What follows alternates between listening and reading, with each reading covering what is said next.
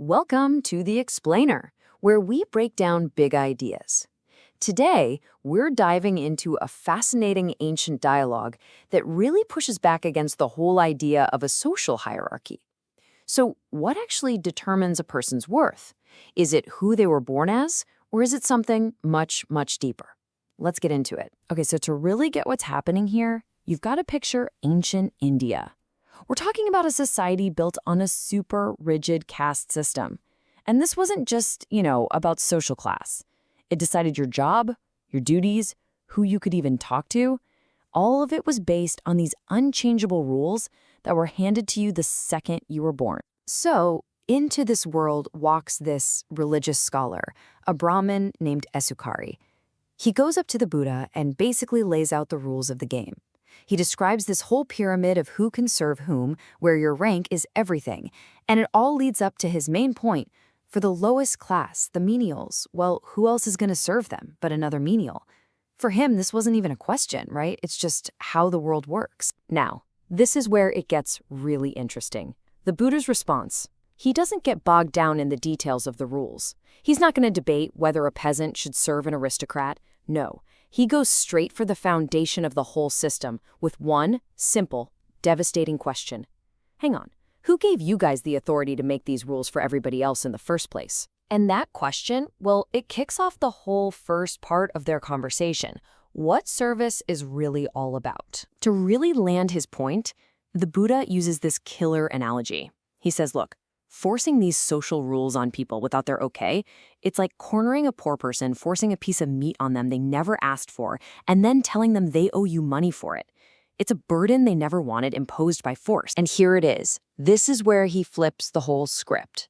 The Buddha just changes the entire debate. He throws out a new question, and this one is for everybody, from the top of the ladder to the very bottom. And there's the new standard. Suddenly, the question isn't, what's their social status? It's, does serving this person help me grow as a human being? I mean, the answer is just obvious.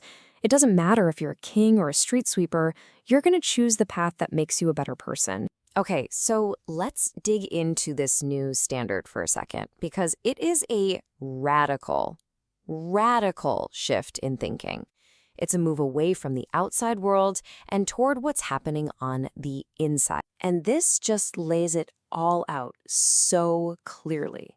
On one side, you've got the old system. Your value is all about external stuff you can't control.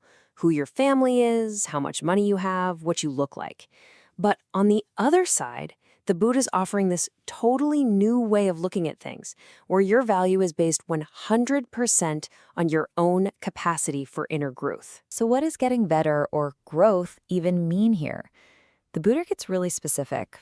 It's not about getting richer or more powerful. Nope. It's about developing these 5 key inner qualities: your faith, your sense of ethics, your learning, your generosity, and your wisdom. And those are things anyone can work on. You'd think that would be the end of it, right? But Esukari, he's not totally sold yet. He kind of concedes the point on service, but then he pivots. He moves to another pillar of the caste system. This idea that every class has its own special kind of wealth and duty. So he lays out his argument, right? He's like, look, every class has its own assigned wealth, its own job. A Brahmin's wealth is living on alms. An aristocrat's is the bow and quiver. A peasant's is farming, and a menial's is labor. And to reject that, he says, is to fail at your job. It's like a guard abandoning his post. And once again, the Buddha just doesn't buy the premise. He completely sidesteps it and offers an even more mind-blowing redefinition.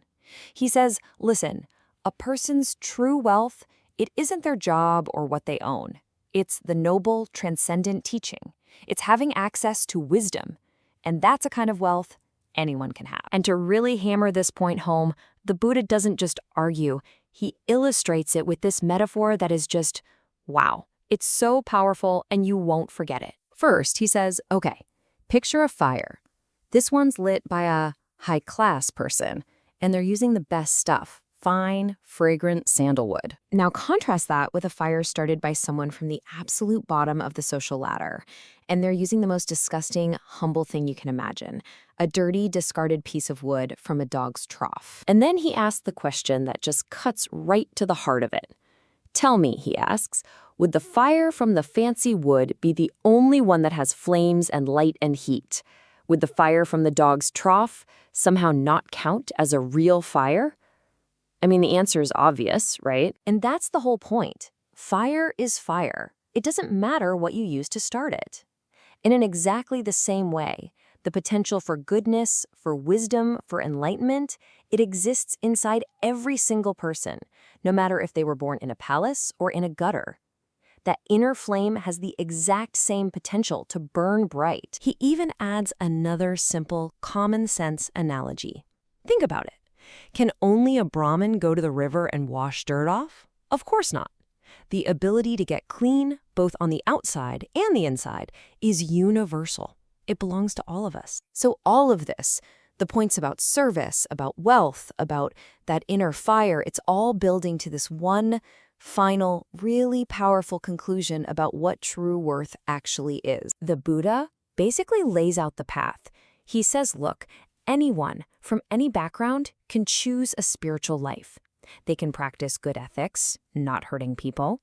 They can develop a heart that is full of love. And ultimately, they can succeed. This isn't some exclusive club with a bouncer.